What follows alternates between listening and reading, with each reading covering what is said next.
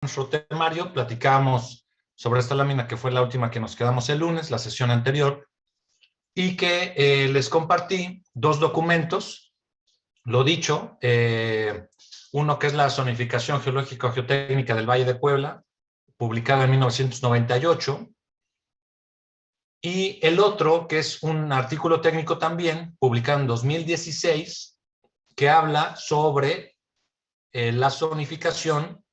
Es una actualización y una ampliación de la zona sur poniente de la ciudad, lo que abarca prácticamente lo que es la zona de Angelópolis, toda esa parte. Digo, no solamente la vía Tliscayot, sino un poco más, ¿no?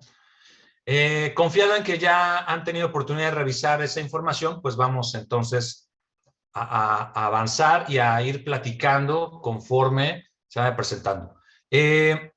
Quisiera pedirles a dos personas que nos hagan una introducción del primer documento, el publicado en 1998.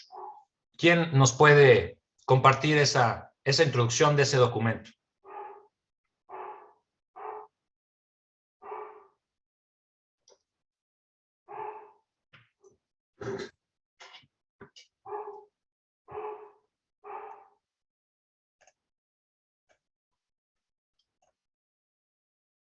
¿Alguien?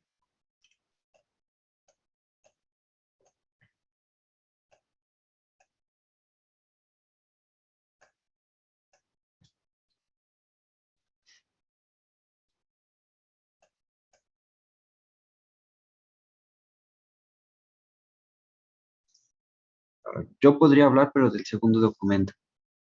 Ok, entonces, espérame tantito, Abraham, para que vayamos en orden. Ok. Patricio, por favor.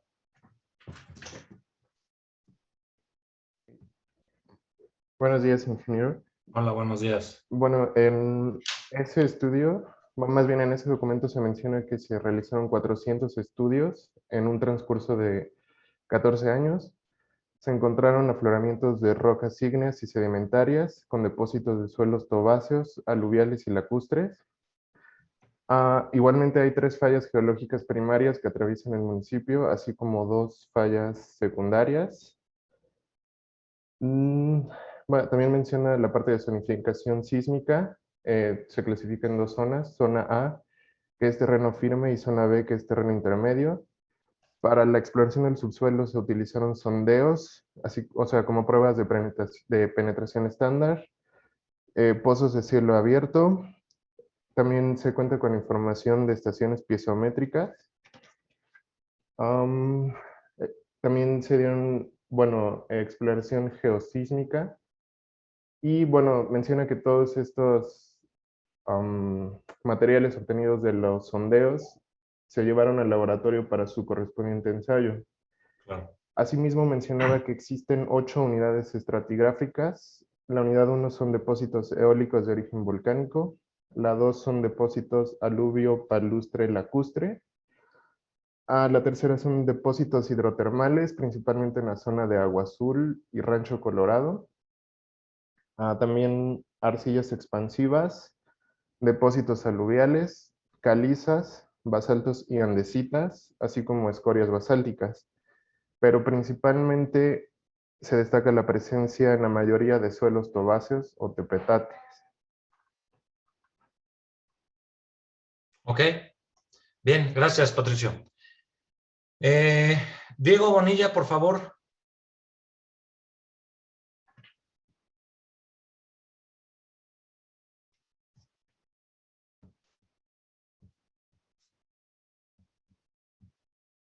Diego Bonilla. Sí, ingeniero, perdón, estaba conectando mis audífonos. Deje, prendo mi cámara. Sí, por favor. ¿Qué otra cosa nos puedes compartir para complementar lo que decía Patricio? Del documento en general, no vamos a particularizar. Ok. Bueno, investigué un poquito más y precisamente pues los suelos tobáceos o tepetates pues, son de origen volcánico y principalmente pues vienen de lo que es el Popocatépetl. De hecho, toda la zona de lo que, bueno, casi se hace una periferia, lo que es Atlisco, Puebla y parte de Tlaxcala precisamente por eso. Bueno, se consideran como lahares y ya después de un proceso se conforman por lo que es los suelos tobáceos, que son tepetates. Y bueno, además de, pues debemos de saber también un poco de la historia geológica de Puebla, y como sabemos, pues es un valle, entonces todos los escurrimientos que se llevan a través de toda la zona, lo que es los volcanes, pues van a dar hacia lo que es la cuenca de Valsequillo actualmente. Y pues, ay, perdón, dije, es que... bueno, ya que, bueno, investigué eso de los lajares, además de que vi que los estudios de las zonas de, bueno, como comentaba Patricio, Agua Azul, pues son de arcillas de alta plasticidad precisamente.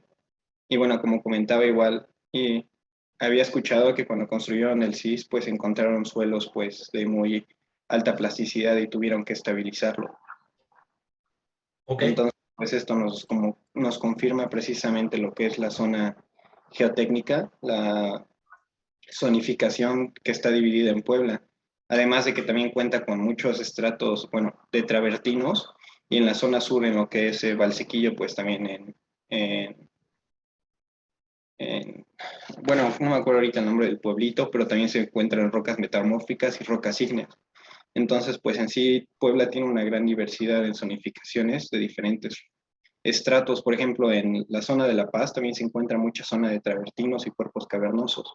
Precisamente, pues ahí se encuentra el pequeño volcán, el Huixcomate, no me acuerdo cómo se llama bien. correcto, sí, Entonces, pues, excomate. Ajá. una gran diversificación en lo que es sus estratos. Ok, bien, digo, gracias. Martín, por favor, Martín Narciso.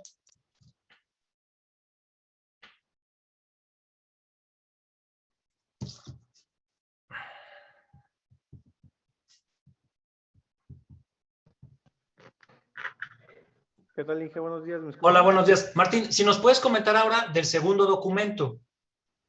¿Perdón? Si nos puedes comentar del segundo documento. Ok. Bueno, el segundo documento habla de la zona sur, y en el segundo documento de la zona sur habla como que hace una caracterización de los tipos de materiales que hay, y hay los mapas. Este, También habla de los antecedentes y da una pequeña introducción. Ok, También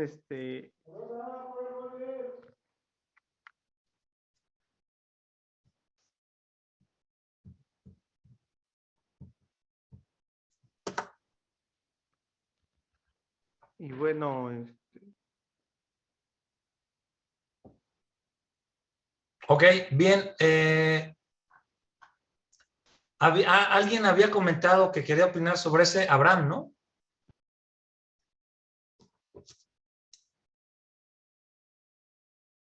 Abraham.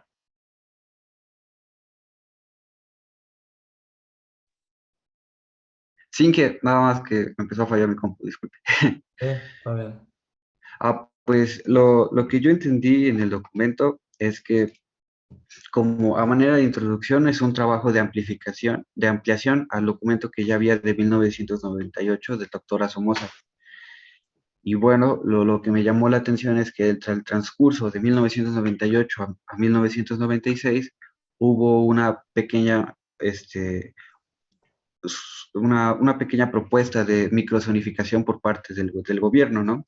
Entonces, algo que también me llamó la atención fue que se parte de que ya a partir de 400 estudios previos se llega, me parece, a 2.367 estudios posteriores, de los cuales se toma la labor de recolectar lo más importante de cada uno para poder llegar a un esquema de microzonificación, que en comparación con el primer documento, a mi parecer, yo ocuparía el segundo para tomar la microzonificación de la zona sur-poniente, considerando también el hecho de que se debía de actualizar el documento debido a la presencia, bueno, al aumento en la población y sobre todo al desarrollo de la parte sur de Puebla. Ok. Bien, Abraham, gracias. Carla, por favor. Buenos días, ingeniero. Hola. Pues a mí lo que me llamó la atención es que era un área de interés, me parece, mencionaba el documento, de 48 kilómetros cuadrados más o menos. Y pues los sondeos que se hicieron, por ejemplo, los SPT, las de profundidad estándar, se hicieron a 25 metros, de 6 a 25 metros, y los PCA más o menos a 3.5 metros de profundidad. Y como decía el compañero, es una ampliación a lo que se tenía en el documento del 98. Y platicando un poco con el ingeniero Cabrera, me decía, creo que fue su tesis, Sí, y correcto. me decía que pues hacer este documento no evitaba que nosotros hiciéramos nuestras propias muestras de subsuelo, porque una cosa es lo que se encuentra en cierta área de interés y otra es diferente en otra área específica.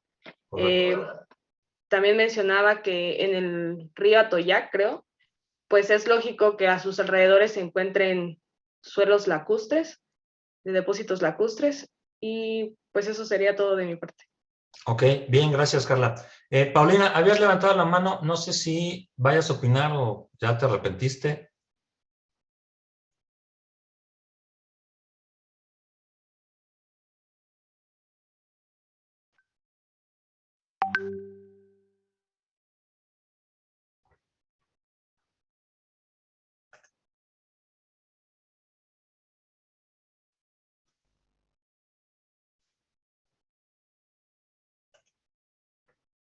No te escuchamos, Paulina. O sea, se ve que tienes tu micrófono abierto, pero no. ¿Sí se escucha? Sí, ya mucho mejor. Sí, claro. Lo siento, ingeniero.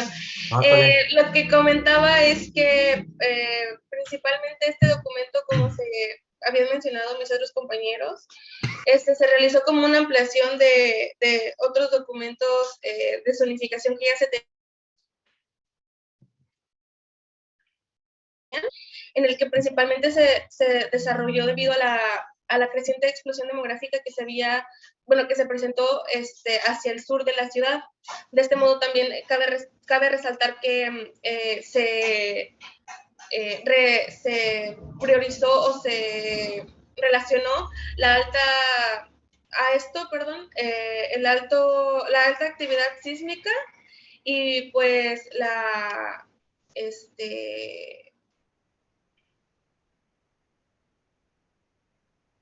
presencia de fallas sobre esta zona.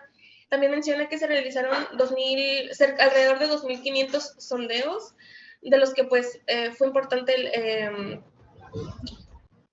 que mediante esta información pues, se pudieron obtener actualizaciones y pues de este modo actualmente es como se trabaja a través de ese tipo de información.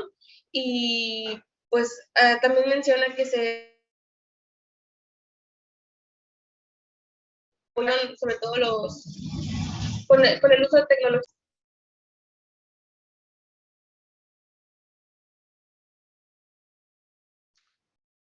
Apagaste tu micrófono, Paulina. Sí, ingeniero, pues yo creo que de mi parte sería mencionar esa parte.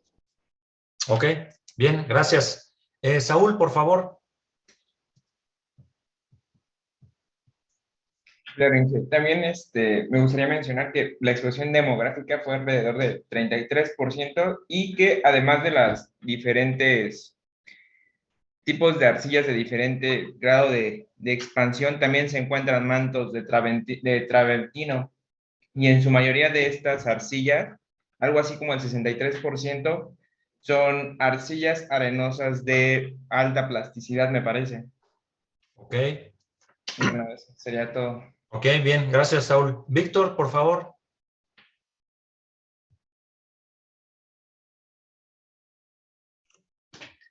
Bueno, a mí una parte que me pareció interesante y sobre la que tengo duda es este tipo de estudios en que se usa, porque, por ejemplo, no es una microsonificación sísmica, sino geotécnica. Había una parte que mencionaba que sí existía la microsonificación sísmica de Puebla, pero había una parte donde estaba clasificada como tipo B, lo cual es solo cierto si las arcillas en las que está es el suelo está seco, porque húmedo cambiaría. Entonces, pues me entró un poco de duda cómo se usa este tipo de zonificación en esos casos.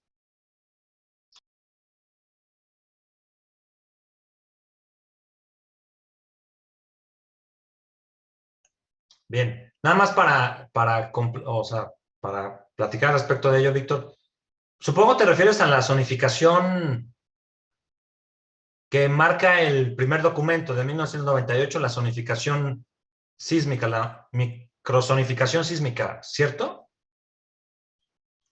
Pues es que me acuerdo que tomé con el doctor y nos pasó microzonificaciones de la Sierra de Puebla y tenía otros documentos, y de hecho en el segundo se mencionaban. Y eran, o sea, ya estaba un poquito más completo. No era lo voy a buscar para mostrárselo. Pero, o sea, ya venía por partecitas que decía zona A, zona B, zona C.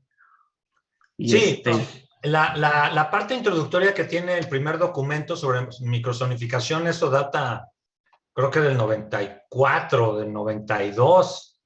Evidentemente ya tiene bastante tiempo y sí existen documentos mucho más actualizados en ello, ¿no? O sea, eso hay que tomarlo pues como eso, como un documento pues ya rebasado en cuanto a la regionalización sísmica. Eso, por supuesto, tenemos una gran herramienta en el programa de diseño sísmico, que yo tengo entendido muchos de ustedes han ocupado, el famoso PRODISIS, que nos puede dar información del punto que nosotros requerimos, ¿no? Eso sí es verdad. Lo que sí discrepo es en cuanto a la diferencia si hay o no, si el contenido de agua va variando. O sea, sí, pero eso, la realidad es que no se toma en cuenta en el sentido del análisis ya específico. Si no es el comportamiento del suelo tal como está. Si hay agua, no hay agua, ya se considera los métodos geosísmicos, como ustedes han de haber revisado un poco en mecánica de suelos 2, de cualquier manera lo revisaremos aquí al último. Por ejemplo, el downhole toma la consideración bajo las condiciones actuales del material, con o nivel freático, por ejemplo, con o sin nivel freático, que es interesante, ¿no? Pero al final se obtienen esas velocidades bajo esas circunstancias, ¿no? ¿Vale? Bien. Gracias, Víctor. Sí, si nos puedes compartir ese documento estaría muy bien. Muchas gracias. Arendi, habías levantado la mano, no sé si todavía gustes opinar o será por otra ocasión. Buenos días, Inge. Hola. Bueno, el documento trata también, bueno, más que nada sobre la zonificación de su Puebla, que es la parte de No habla que perdemos, esta, Arendi. ay, tengo pues mi cámara, creo que es mi internet A y ver. también mi audio. Del audio sí, te escuchas un poquito entrecortado, pero sí se te entiende. Oh, creo que es mi conexión. Mm, bueno, también habla sobre la cantidad de sondeos que se hizo en la parte sur, que fueron 75. Fueron penetración estándar y también a pozo cielo abierto. También cabe destacar que en esta zona se predominan las arcillas, en su mayoría expansivas. Ok. Y hay una pequeña parte que es de travertino. Ok. Y creo que nada más, porque lo demás creo que ya lo comentaron. Sí, está bien. Gracias. Gracias, Arendi. Sí, ya te viste. Bien, gracias. María Fernanda, por favor. Buenos días, ingeniero. Buenos días. Yo lo que podría destacar más que nada es la importancia que hay que tener en la hora de la construcción en la zona donde primero tenemos diferentes fallas. Eso es algo creo que bastante importante. Y lo otro, pues sí, la zonificación en el estado de Puebla es demasiado variada. Podemos tener un suelo muy bueno que es el de petate, como también los suelos con las arcillas expansivas. Entonces sí creo que es algo a considerar, dependiendo de la zona en donde nos vayamos a encontrar. Y lo otro, que es el crecimiento demográfico. Ahorita, bueno, del documento como tal, pues sí mostraba un gran crecimiento, pero finalmente sigue habiendo crecimiento. Entonces, esto creo que ahí es importante considerar ir actualizando esa zonificación cada vez, bueno, no sé, cada cierto tiempo. Yo tengo una pregunta para usted más que nada. ¿Cómo cuánto tiempo se tardaron en hacer todos esos estudios para poder hacer esta propuesta de zonificación?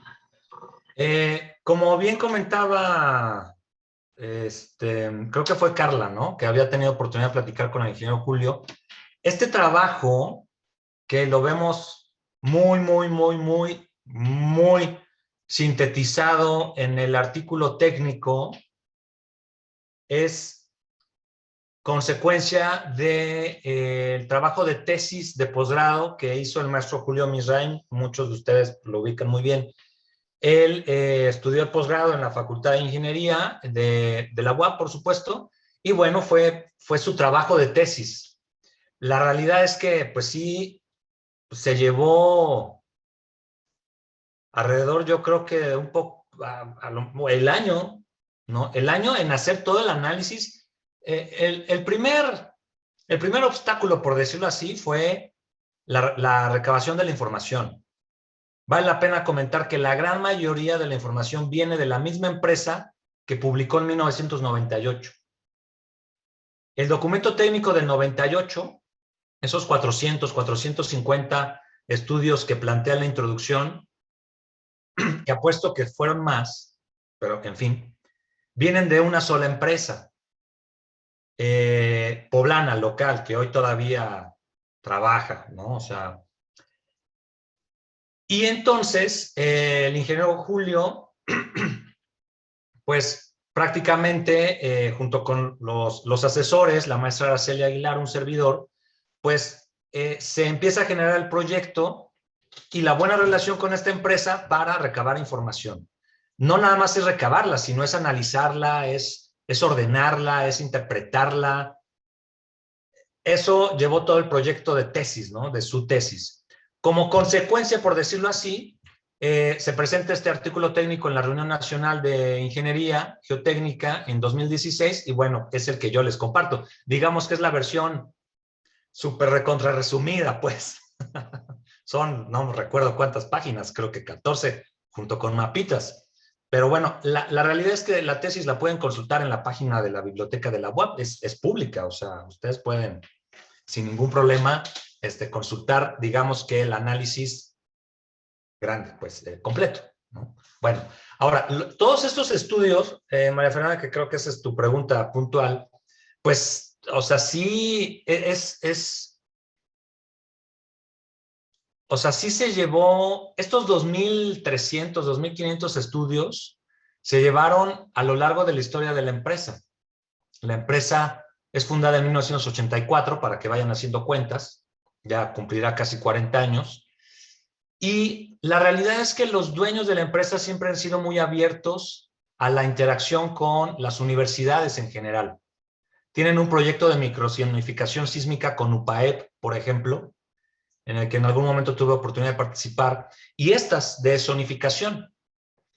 Entonces, si dividimos 38 años entre 2.300, ahí tienen el promedio. La realidad es que no es necesariamente un promedio, ¿no? Pero bueno, nos puede dar una idea de cuánto tiempo se ha llevado a cabo. Ahora, también comparto la opinión de Arendi, me parece, que comentaba que bueno, eso hay que seguirlo actualizando, o sea, conforme vaya creciendo la población nos da oportunidad. Esa información teóricamente la deberíamos consultar sin ningún problema a través de los archivos del gobierno, pero tristemente no existen. No hay. Como triste historia les compartiré que una compañera de posgrado, alumna, hace algunos años quiso hacer una zonificación en Oaxaca capital y en verdad, oficios por todos lados, al municipio, al estado, a obras públicas, SST, CAPUF, a un montón de dependencias, órdenes de gobierno, y jamás tuvimos respuesta. Lamentablemente, tuvo que cambiar su tema de tesis, porque nos enfrentamos a ese gran problema que es la información. No dudo que muchas empresas lo tengan, pero son muy celosas de esa información. Y bueno, pues no podemos hacer nada, ¿no? Entonces, la intención es seguir, pues sí, actualizando, seguir haciendo este tipo de trabajos. Hay una zonificación sísmica o de isoperiodos de Ciudad Universitaria, por ejemplo, también de trabajos, de un trabajo de tesis con vibración ambiental solo de Ciudad Universitaria. Esa también está muy interesante, creo que igual es del 2017, si no mal recuerdo, y apenas la consulté. Pero bueno, no sé si por allá vaya tu inquietud, María Fernanda, o tengas alguna otra pregunta sobre ello, ¿no? No, era eso, ingeniero, muchas gracias. Sí, con gusto. Esperemos que este tipo de trabajos, la verdad, son muy interesantes y es lo que muchos de nosotros como profesores hacemos. Me refiero a, con la ayuda de ustedes como estudiantes que se acercan, ¿no? Ya sea en su tesis. Ahorita es el ejemplo de una tesis de posgrado, pero la verdad es que, y lo vamos a revisar más adelante también, con un compañero suyo de licenciatura, dos. Hicimos tesis a nivel licenciatura y también tuvieron oportunidad de hacer sus publicaciones técnicas en el mismo marco de la reunión.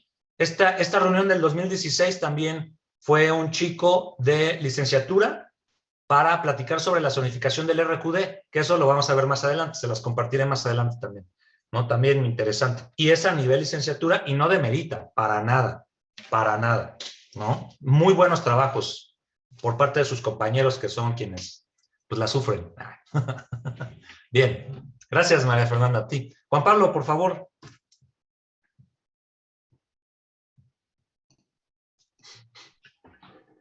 Y buenos días, ingeniero. Hola.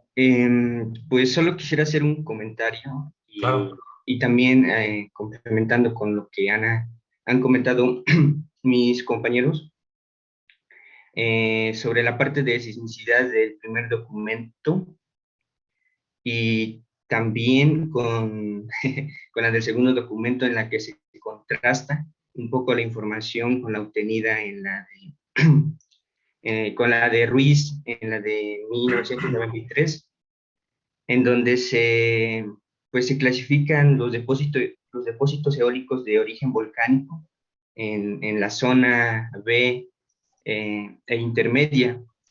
Y pues se tiene entendido que, bueno, los depósitos de origen volcánico, bueno, más que nada los eólicos, son tepetates, que tienden a ser un material, pues, de relleno que se ocupa actualmente como de relleno para mejorar al subsuelo, ¿no? Claro. Y entonces se propone que, pues, que esos depósitos sean sean clasificados como en la zona A por su resistencia mecánica. Correcto. Por otra parte, las arcillas expansivas se clasifican en la zona A, sabiendo que, bueno, como lo menciona ahí el documento, que pues el material cuando en estado seco pues es duro, ¿no? Sí. Pero también cuando está en contacto con el agua, pues suele ser muy malo y quizás muy pantanoso. Entonces pierde mucha resistencia a nivel estructural. También quisiera hacer un comentario sobre los periodos dominantes del suelo que se plantean en el primer documento, y sobre la importancia, más que nada, de la instrumentación del suelo, ya que con más estudios o pruebas de refracción sísmica nos va a permitir tener un control más del comportamiento del suelo y de cierta manera determinar periodos dominantes que nos permitan más adelante o actualmente hacer diseños de estructuras o más que nada diseñar con periodos para las estructuras que no nos permitan coincidir con los periodos del suelo y Claro. evitar las resonancias en los elementos pues, estructurales, y así poder hacer más eficientes y seguros las estructuras. Bien, correcto, Juan Pablo, muchas gracias. Sí, efectivamente, a donde sí debemos de aceptar que hay una tarea pendiente es precisamente en microzonificaciones sísmicas. Ahí sí. La verdad es que en algún momento se planteó también con un compañero de ustedes en el posgrado, ¿por qué no hacer una microzonificación sísmica? Bueno, actualizar las que existen, pero nos topamos con el problema emblemático de este tipo de proyectos, de este tipo de investigaciones, que es la información. Sí llegamos a recabar cierta información, pero no era suficiente. Faltaba. Para un área que tiene la ciudad de Puebla, la verdad es que hacía falta muchísimo más información, y también vale la pena comentar que la mayoría de la que conseguimos estaba concentrada en el sur de la ciudad. No estoy diciendo que esté mal, sino que no es representativa del valle. ¿Están de acuerdo? Entonces, sí, sin lugar a dudas es un tema pendiente, y pues también triste de alguna manera porque, lo comentamos hace un momento, hay empresas que sabemos que tienen esta información y tendrán sus razones, ¿no? Pero pues yo creo que ahí falta un poco más la vinculación y la conciencia social para compartir esa información, guardando la privacidad de los clientes. Claro que sí. Si ustedes leen los documentos, en ningún momento se ve reflejada o se ve descubierta la privacidad, se identifican de dónde son, o sea, no, la verdad es que no. Y eso es importante porque al final hay que entender, si es cierto, que esa información alguien pagó por ella y hay que resguardarla. Eso lo entendemos perfectamente. Pero bueno, lamentablemente ahí todavía no llegamos a hacer esa conciencia social. Créanme que seguimos en la lucha para convencerlos y pues hacernos de mayor información, ¿no? Aún así se han hecho trabajos bastante interesantes, ¿no? Bastante interesantes. Bueno, bien. Con los pocos minutos que nos quedan para cerrar la sesión, pues entonces aprovecharemos y ya con las opiniones de todos ustedes, que seguiremos pidiendo opinión, por favor, conforme a estos días. Les pido que sigan teniendo a la mano esos documentos, ya sea impresos o de manera digital, como ustedes hayan decidido leerlos, pero sí que los sigan teniendo a la mano, porque al azar yo seguiré pidiendo opinión y seguiré pidiendo que complementen la información con base en estos dos artículos. ¿Vale? Bien, de acuerdo a la síntesis geográfica en el estado de Puebla, publicada en 1987 por el INEGI, nuestro estado se divide en 3 grandes regiones o provincias fisiológicas. Fisiográficas, ahí está mal escrito. Fisiográficas. La Sierra Madre Oriental, el Eje Neovolcánico y la Sierra Madre del Sur. Este es el mapa que ustedes encontraron en el documento, precisamente, ni más ni menos. En la zona norte, principalmente la llanura costera del Golfo, luego la Sierra Madre Oriental, que es toda la parte de la sierra, toda esta zona bastante atractiva visualmente hablando y también bastante interesante desde el punto de vista geológico, ¿sale? A donde podemos encontrar no solamente rocas de origen volcánico, sino también de origen sedimentario, ¿sale? De ahí, toda la zona grisácea es el eje neovolcánico, su nombre lo dice, por supuesto, es esta franja que atraviesa prácticamente el país, desde la zona occidente, Jalisco, Nayarit, sur de Sinaloa, atraviesa toda esta franja de 150 kilómetros de ancho hasta topar con la zona del Cofre de Perote, el Pico de Orizaba, en los límites del estado de Puebla y Veracruz. ¿Vale? Y por último, al sur, se encuentra también la Sierra Madre, que genera una complejidad orográfica, geológica, pues bastante interesante, ¿sí? Sabemos de antemano que, por ejemplo, Oaxaca se caracteriza por una orografía abrupta, por una topografía pues bastante pues caótica, por decirlo de alguna manera, y que, bueno, pues es una muestra al sur del estado, pues de todo ello, ¿no? Es una combinación. Si han tenido oportunidad de viajar a la ciudad de Tehuacán, pues me dan la razón en el hecho de todos estos cortes que podemos observar en la sierra, ¿sí? Para no ir muy lejos, ¿no? No se diga más si nos adentramos al estado oaxaqueño, por supuesto. Bien, parte de esto, que es lo que revisaremos en la siguiente sesión, es platicar con base en la información que tenemos de estos documentos, una breve descripción de cada una de estas provincias fisiográficas, que es la Sierra Madre Oriental, el Eje Neovolcánico y la Sierra Madre del Sur. ¿Vale? Vamos a dejar hasta acá la sesión. El viernes continuamos. Insisto, les pido por favor que tengan a la mano todo esto, ¿no? Comenta Surizadaí en el chat que la Sierra Madre del Sur tiene mayor actividad sísmica y presenta una mayor amplificación. Eso de la amplificación, pues depende la zona en específico, porque recuerden que la amplificación de los periodos está en íntima relación con el tipo de material que se tiene y el periodo de vibración de los suelos. Hay menor amplificación en materiales rígidos, rocas. ¿Vale? Eso es importante tomarlo en cuenta, ¿no? La mayor actividad, pues sí, por supuesto. Mientras más nos acercamos a la costa del Pacífico, claro, ahí sí, toda la razón, Surizadaí, por supuesto que sí, ¿no? Y no debemos de olvidarnos de ello, ¿no? Nos podemos llevar sorpresas. Vale. Bien, ok. Si no hay algún otro comentario, entonces vamos a concluir la sesión hasta acá. Continuamos el viernes, por favor.